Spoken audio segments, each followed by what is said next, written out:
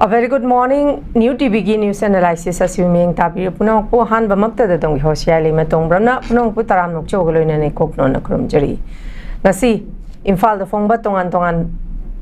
ba pauje gi headline sing khana ne na bugida makta khogi studio da lengsin bidro leire khogi oja JALAL President AMMOCOC han bamukta da oja JALAL ba taram nok chari. Ngasi khogi analysis asi hawjanga gi mangoina na Imphal da phongba tongan ba pauje singi maroi ba headline sing antang miam da pathokpagi khodong cha ba du lojage Shanghai Express da National Highway pathokpagi compensation phangadaba sing dagi sen kakhiba KNF na namduna sign tawhalaga kakhibani MLA kuntraga ni thoina lengak shemnabel claim tawgadori Hida Purapa Karor Humputaraga Taruk Lomgi Drug Fare, Jahi Nipan Hena Building Shaba Lushin Davadagi, Jaksang the class Tauri. Pogna Famda, Nasidagi Parliament Ki Nongjumi from Horagani, Manipurgi GST Bill Demand for Grants Putokani, PR Sangdokpagi Ayabasu Logani, Highway Paktokpagi Lupa Koti Kayagi Compensation Gisen from Koti. Senfam kuki kulai pai basing na namduna lauki bagi wathok lakle MLA sing na government sem na balep na honari government sem na ba governor da claim tawrabayari democracy marai chai tharak libasi vote piba miyam amasung mihut sing na shoibadagini RK Sanayama naharol gi thaudang da KNF na kangpok pida highway pakthok pagi compensation gi senfam lamkhang dagi hayat kare Cookie Shoe Group ki came Thambagi Wathok Chautorakle Kangchup Chiru Reserve Forest Nauna Cookie Shoe Group ki came Thambayaroi Ruko Ekoi the Ladiba Pot Singi Peten Launa Ba Hona Hodrabadi Mangjaba Kaya Lakani Sanalai Pakta National Highway Pakthok Naba Project ki Senfam Cookie La Loba Sing na Narol da Haidet Kre Ahang bache da namfu da khuyek khongkhat kre karor chahunga kungi cha da yangkhai khonggat pagi wathok lakle PR sangdok halakpa haibasi miyam gi hak nam thabani ke mega chandra miyam gi khanba luching ba leitabana punna wamin naribani ngasi gi sitting kunga mathoi legada ba parliament ki nongjumi fam horgani manipur da president rule sangdok pada ayaba pibinaba union lenga ki maikaidagi resolution ama soidana pukhatlagani parliament mifam gi mangoina na union minister JP Nada na chair lauduna political party singi mifam bangthokre party nifu gi leader yangkai ga marina saruk yaki manipur da president rule sangdok hanbasi miyam gi aningba pamba masung democracy gi mayoktani ke mega chandra manipur gi lehaw ga chanadraba BJP na pan ba hawrakpadagi Law leitre governance leitre miyam na kham theng na ware Congress president Haibag hauzik thamjaribasi tongan ba Imphal phongba pauche singi marui ba headline ngaktani makhat chatha jaboina oja jalan ngasi gi khoi gi parliament ki monsoon session na sing asi dagi haugadabani masi sitting kun ga mathoira pangthokani hairi masi da khoi gi Hai basida koi gi GST gi gari kara koi bill mayamam su yauri duga koi president rule si extend tau bagi bill su pukat lagani hairi basi matang da handa pangthoka ba koi gi harba monsoon session na sida koi gi oja jalan gi point of view di kari kamai yeng be am tang tambi Hauki monsoon session da puthokani haidana hauki hainari ba Maruaina koi GST gi bill yuafam musik panbada yaubiri aduga ani subata koi manipur gi leriba PR se masi extend tawna bagi yuafam yaubiri ana matang sigi wafam ani si matang da ai mo mot kitang pijaningi maruaina koi gi GST se masi di koi gi mayamna hena hainaraga leire governing tax ena koi yamna koi gi unfair oiba aduga karbar macha tawjariba mioi sing aduga service sector da leiba mioi sing aduga punna yang pamiang da lepak sita leriba miam punamakta yamna achoba potlum ma khoi gi kano tawba nandhaba akoi impose tawba adumba that kind of tax amani na adumaina lawjani masi central government sina hojik laiba government sina hana mamang da su tawkhide dai government singi matam da su tawkhide masi ate prithivi gi atop laipak sing da su sumaina tawba tax si khoi tax ka mari laina ba hiramda akoi tongan ba expert kya na pi opinion na traga tongan ba information kya da yom pham wara kan da masi kya ta the India da masi GST gi wafam si aduma khoi yamna kano moina chanaraga lei sigi matang si akoi handak monsoon session si da masi amuk hanna akoi khanna bagi tanja ma adu hojiki GST si amuk continuation tawba natraga tawtaba haiba adugi matanga debate amati soidana laane na dum lawe masi ya fafata madugi matangda merit demerit adugi matangda loina na masina piriba khoi impact se siga mari leina bada parliament madugi khanna neina bagi potto makhakti andaki session reflection madu thorakane na satawi adu pass over tawtaba madu kamaina lakta haibduna tongana thamaga madudi parliament se kui number gi kanonina pass over tawtaba dugi pottu di number da phamora kanda government na initiate torok pottu pass ki bagi pottu da dum thajabal lai adorga su madu phaina traga fatti haiba yamna pakshan grossly khana neina bagi tanja amal laigani haiba gi adugi asam di tawi aduga manipur da koi PR continuation tawba se masiti akoi adum hana dagi akoi meyamna anticipation adum tawi hai tare center da lairiba akoi laingak sina manipur da akoi lairiba popular government se masi akoi uthairaga center gi adum ba administration PR se manipur da lehlake haibagi makoi gi chapchaba nunggi oiba phire pam khak leira kanda akoi state sida lairiba maru oina akoi gi miyam se aduga maru oina akoi gi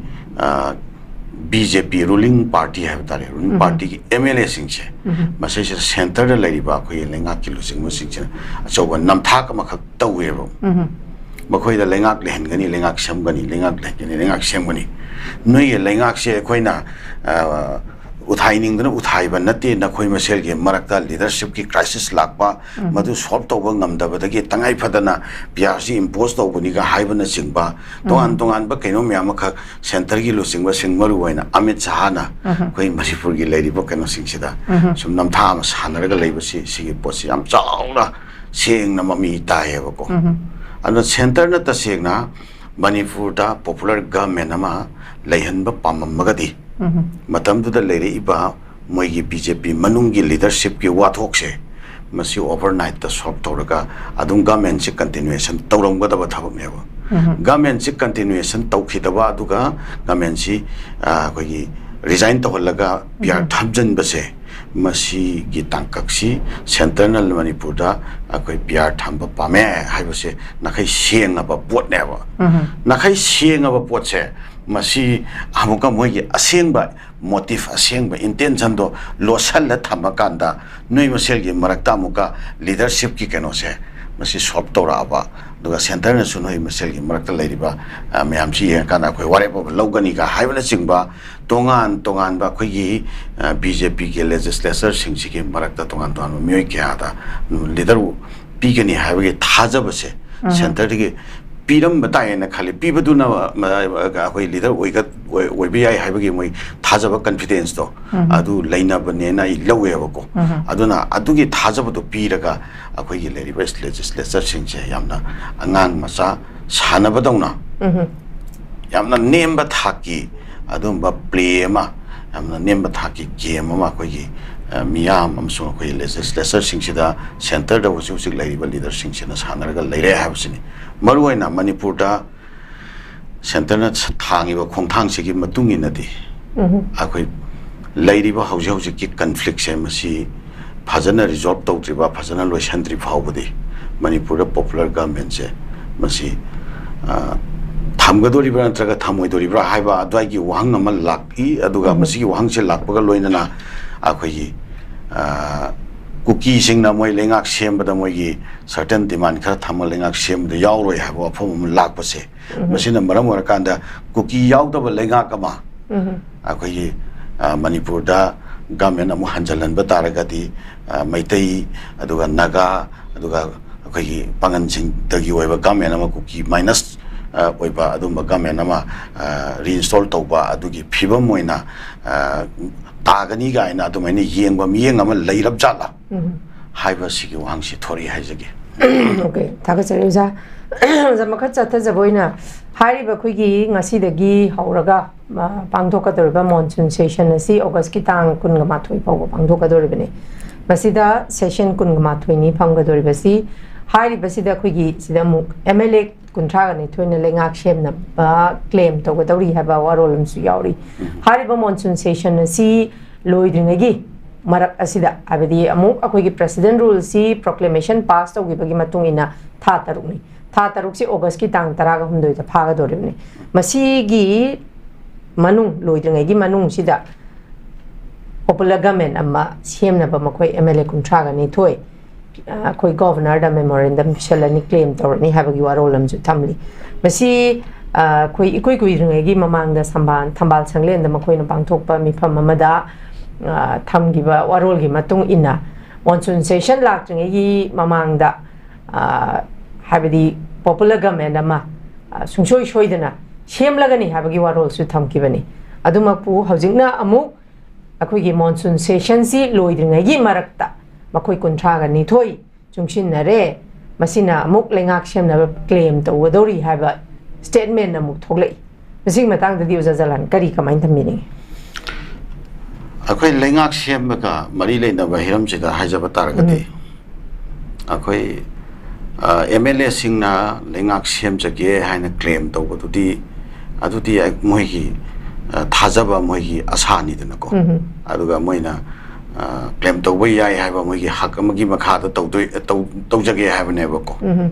masidi adum tawbai yai thengbu thengmalabani nahna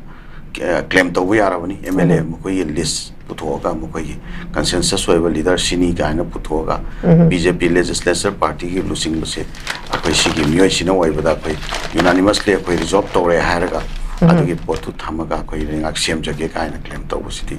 hauji tawfam thui tawbai su yabo wafamni hauji ta tawge ga habse thengmal labani adubo matang sida hujik ta haijakhiba aduni madu semal lakadra semal loidra center ni yarakadra yaroidra haibagi tangkak amaka saida koi laebako masi wahang amaka thorei thorei bo wahang si mamang da leiribas akoigi situation me mamang da leikriba keno me amjina thorakpa wafamni sai tangkak sida koi da central manipur da lenga kama thamning bagi wakhalon che masimadi su ude ado akoigi legislature sing na lengak sem jake haina claim togani habaduna atopo pham amoina thamakanda center na madu yarakadra semhal lakadra semhan na thorang paikhalakadra haiba aduga mari leina beiram dai jab taragati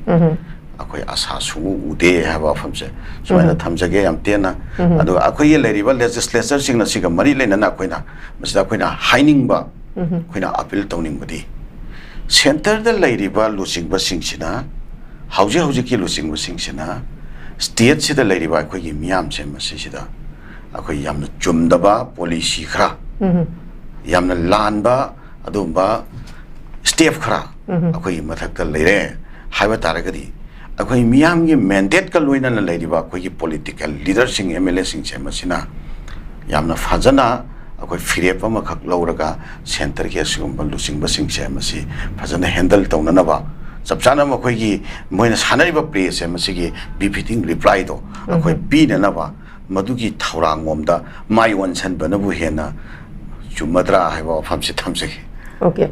thaga chereza azama sidamu khoi gi MPCC gi president oja mega chandra na phongdorok pawaroli matungina manipur da president ru sangdok hanba simyam gi aningba pamba masung democracy gi mayoktani manipur lehau ga chanadraba BJP na panba horokpadagi lo leitre governance leitre miyam kham thengna ware haba warol si akhigi MPCC gi president ojamega chandran phongdorli ojana kalam romda akhigi proclamation pass tawgi bagi matung inna akhigi august ki tang taraga humdoi sida lakadorbo august ki tang tara humdoi se president rule si tha taruk pura phaga doini masi extend tawgani haibagi bill su hariba akoi monsoon session sida yauri adumapu amuk sunakala maromda president rule si loidringai ge hariba ngasagi monsoon session si loidringai gi mangoina na akoi gi leader ma claim taunabagi MLA kuntragani thoin honaragani haiba warol su amuk thamli masige chairaga sida hariba parliament monsoon session asida akoi gi president rule extension tawbagi bill si yauri banina masi president rule amuk tha taru sangthakiba haibasi nakalamromda democracy chatpa leibakni masida khoigi state amada popular government amal lingba haibasi tangai padana democracy chatpa leibak amagi yam tangai phadaba kaino makhakni adumapu masida sangdokhiba taragadi democracy je khongau na re haribasi chu ojajalan masi jo haiman ba thoklaroi da statement amakhakni sigi matang dadi ekoi president rule si adumak sangna tha taruksi amuk sangthagiba taragadi ojajalan masida kari kari haidi miyamgi rights grievances singsi matang da jalan gi mot kari kamai thamiring achome akhoi political leader singna khoi matam ge haba tare khoi ge leriba issue singsida observation thami the statement pinai ado maru oina akhoi maximum akhoi na sum yengjaba khoi gi miyeng da hai taragati political leader singi khoi gi statement ado observation se kai go matam dadi yamna khoi gi statement se foiba adumba khoi gi keno lai observation natragana statement lai aduga kai go matam dana political mileage natraga khoi gi political vendetta gi oiba adumba wafam da yum pham waraga tongnarak ba yawi adubo haujuki haibiriba president rule extend tawse masi miyam ge aningba pamba ke mayoktani democracy khongwang no ne ham sidi universal truth ni sidi sum asumba wafam ni president rule thamba hai sidi miyam gi mandate na lengakpa adumba keno dumadi akhoi democracy gi adumba right masung privilege dumadi miyam de matle dana ko center de direct rule tor so haina governor se tharaga pachoiba governor na thanga doriba khungthang logodoriba firef singse adumba union gi leader singse masi gi be has ta haitare makoi gi yathang matungina torkadoi ni dana ko aide miyam gi opinion miyam gi inspiration miyam gi wisdom adu yumpham wer kanda togodoriba administration nateva adu taragati democracy gi mayok tani habsisu adum chummidna ko miyam gi apam nate si adum chummidna ado achumba poche masi adum kano tori ne misuse tori ne lan seasonary ne state sida ko gi law and order gi sunnate haire pr tham ke basi aduga lairiba ko gi kano si ruling alliance ruling party sing si gi marakta ko gi mo gi leader ma puthokpa ngamdabadagi chief minister oibinaba leitabadagi manipurda pr tham ke bane haire ba ada swaida ne ba center gi lusing singsena self contradictory oiba akoi state sida leriba miyam da apang siwa akoi leader singsida mamitta akoi upun jaisan ba apang siba gi thong ma ipong phongna center gi lusing singsena chachare haisi state sida leriba adumba party gi moi BJP party gi legislature singse masidi overnight ta meeting am tawraga si oiba tare na ma koi high command na ware pam lawraga adum mayam do follow tawda me hera su kanamta phi lawroeba adi thabak tu tau deba ana si gumba situation se masida akoi state sida leriba akoi miyam ge popular mandate to madu violate toroga center da makoi gi wisdom matungina center na moi gi policy program sing do madu states de post on na bagi damakta states da fajana sanana bagi damakta thawaina maki akoi masel ge marakta akoi gi keno langsalaga huida akoi satumam langsalaga chikta laga sanabdo adugi thong do sathara kanda akoi gi leng popular leng action buthalaga center gi leng action states da thami ni habse masi kangai yaudana masida 100% chumba wo phamnena adumai ai lose okay thaga cheriusa masida national highway pakthokpagi compensation fangdaba singdagi phangadaba singdagi sen kakhiba KNF na namduna sign to holaga kakhibani habagi cherolam sung thoklagli masida kangpokpi district manungda paikhatliba national highway pakthokpagi paikhatliba project ahumna solaba miyoi singda singi kuki khulai pai ba loop kuki national front KNF na ahang ba chebang da khuje khom laga miyoi sing adu dagi phangpham thokpa compensation senfam dagi sen kaktharaga phangle hari ojama sida hari ba khuje national highway si pakthok kibasigi kaithareli senfam si karor chahunga kun dasmit yankai gani thoini adumak pu masida hari ba masida soklaba miyoi singchina phangadaba compensation sigi phangpham thokpasi 50% bau yona phangdre hari ba kuki gi hari ba KNF na namduna ahangba paper da sign ta holaga kakhibani habagi statement amsung thorakli masida natana khugi naga taba chilang singi mafam lamda akoina tiger road german road semgani habagi shu masu tawdana hauzik akhoi ngarang handagi akhoi naga chilang singna khongjang jangsan basu leptri ojamasida kuki maitai ga kuki ga khaki warol natana even kuki taba inhabited oba mafamda kuki gi area singda haiba kuki gi su group singi makoi maming thon makhot pa haiba simaksu yaningda ba maitai khakta natana naga gi silang sudum yaningda ba ji phongdoragli chi matang da amuk haiba akoi gi national highway sembagi sida su campaign makoina namdana sign ta holaga phangpham thokpa compensation makoi gi phangpham thokpa senpham du su na phanghan da bagi wakat ni lai bise chi gi matang da di uja kari mot kari ga main thambi ni akoi gi illegal taxes me amama akoi gi underground akoi gi outlaw group singna takpa aduga lowba siga mari lena ba hiram sida miyam da piri ba impact hai thare masigi matang da opinion pizza ba taragati terrorism is a hand that it cuts the hand of its user and ama haibudo city apagi sengna harakanda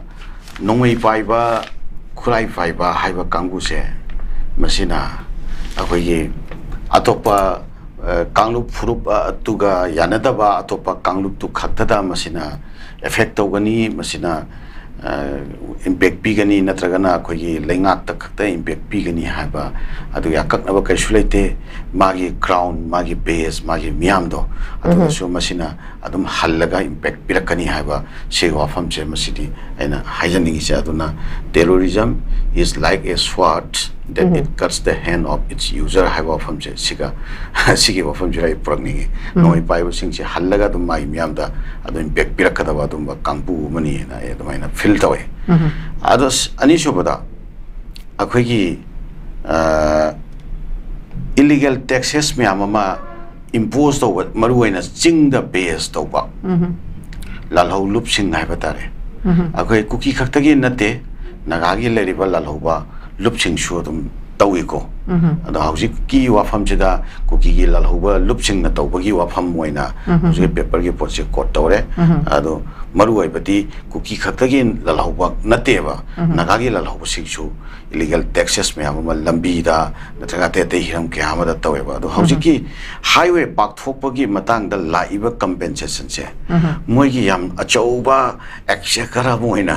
lawra bane ba lalho ba sing duna yam chau senpham ama leire masi akhoi ba akhoi kaino upai ma toraga paani hu akhoi masi hijack to da yate masi pai ho da yate lau da yate ha ba khalamani aduna madu hijack to na ba mari le na ba makoi proper planning am toraga akhoi hairi paisa sing si hijack to bo ran mani ha na do lawe swai matang sita kamaina sugumba lalhoba lup sing sina paisa sing si hijack to ba ngami bano ado paisa pi ga dori ba si kanana no paisa pi ga dori ba kangbu duna direct transfer DBT transfer se direct beneficiary transfer se masi tau taba chala mai magi account da direct transfer tau taba chala adu gi account da direct transfer tauraga kamaina hairiba paisa sing se hijack tau yari bano paisa sing se hijack tau yabagi mechanism ma swai da leihalli se masi paisa piriba kangbu duga paisa lauduriba kangbu siga paisa hijack tawriba kangbu siga ani sigi marakta ifong phong na puksel sieng daba relation am leireba understanding am leireba सिनेबा ख्वाइदगी लूरिसी स्वाई मतंग सितनी centre ज लेरिबा अदुबा लेंगाक बा लुसिंगबा सिंगसिगा अदुबा canoe सिंगसिगा अखोगी आउटलो element सिंगसे मसिगा अखोई मनुंगदा तोंगानबा अंडरस्टैंडिंग अमा लेनबा जाला हाइना अखोई मियामना हे फील तौरिसी स्वाई मतंग सितनेबा अदो हारिबा कांगू सिंगसिदा पैसा पीबा अदुगा मखोइना पैसा फंखिबा हाइसे मसि सेंटर द लेरिबा लुसिंगबा सिंगसिना मखोइगी लेरिबा कैनो सिंगसिना एजेंसी सिंगसिना मसि सीरियस होइना लौदबा जाला सीरियस होइना दि लौफम थोयबा इलीगल होइना लुपा अमा खतंग पिफम थोक्तबा मीदा चटली हाइबगी वाकत लाकबा बतबना मना ताद्रिबा मना पंगछलिसिना करिगिनो से स्वाइसिदा कईगुमा मखा इफोंग फोंगना कंस्पिरेसी मखा अखोई लेबगी ममी चाउना तायबा मसीदी अखोइना याम सीरियस होइना लौफम थोकपो अफमसे हाइना दुमाइना थमजनिगे ओके थागचरीजा मसिदा यामना मरु ओइबा हाइगद्रा मसि याम तोइना सोशल मीडिया दा सोइना थेंगनाजबा मखकनी टीवी डिस्कशन ना येकनाबगी वाखल लौसिंग हेनगत हले हाइदना कोगी अमुकोगी प्रेसिडेंट ओजानंदोना फोंदोरगले मसी अयाम कोई सोशल मीडिया दसु याम तोइना हाइ हाइबदी व्हाटएवर मतम मतम गी ओइबा टॉपिक सिंग दा ओजा ngasi फोगबै खोइना मे गितांग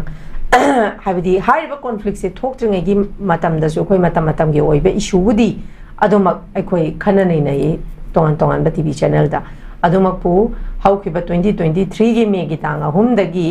ngasi फोगबै खोइना एवरी हाइबदी खोइगी लाइबा खोइगी मीडिया हाउसिंग सिदा खनदुना लाइबसी खोइगी लाइबा कॉन्फ्लिक्ट सिगा रिलेटेड ओबि इशू आक्तने ओजा ngasi फोगो खोइना खनरगा लाइबसे अदुबो सोशल मीडिया सिंग दसु मियामना पिनरप कमेंट सिंग दा मियामना थांगनरप स्टेटमेंट सिंग दा खोइना उजबसी खोइगी तोंगान तोंगान बा टीवी चैनल दा पांगथोइबा डिस्कशन सिदा तोंगान तोंगान बा पैनलिस्ट सिंग सिना पिरेबा पॉइंट ऑफ व्यू सिना मारा ओरकांदा कुकी मिलिटेंट सिंग दी अदुने हेना मखोइदा बुदी लौसिंग हेना मखोइदा लौसिंग ओइग्रगा मखोइना चल्लिबा थबक सिदा हेना माइ पाकनबगी कैनो मखक ओइरे हाबसी जलाल सी मियामना याम तोइना हाइनबदा आई सामुसु याम अदुम उजरबा पोसक अमा खंगनी सिदा कोगी अमुकोगी ओजा प्रेसिडेंट ओजा नंदो प्रेसिडेंट ओजा नंदो ना मु फोंदोरइबा मतंगसे मसिदा एखोइ डिस्कशन तौबा लेपा याबसु नतबा अदुगा व्हाटएवर एखोइसी मतम मतमगी मियामसु अमु मतम मतमगी इशू सिदा बेस तौदगदि अमुसु येंगबिदबा ओजा सी मतंगसे ओजा एखोइसी कॉन्फ्लिक्ट सिदा बेस तौरगा दुमा एखोइसी डिस्कशन तौबना चुमिब्रा नत्रगना एखोइ अमरोमदा लंबी थोंग फत्रिबा खोत्रिबा दगी सुंबा हेक तौरगना व्यूअर्स तसु हेक येंगबिदबा अमखक्सु तौबा ओजा करी थंबिनी कमाइ तौनी करी मसदे मागी मागी ओइबा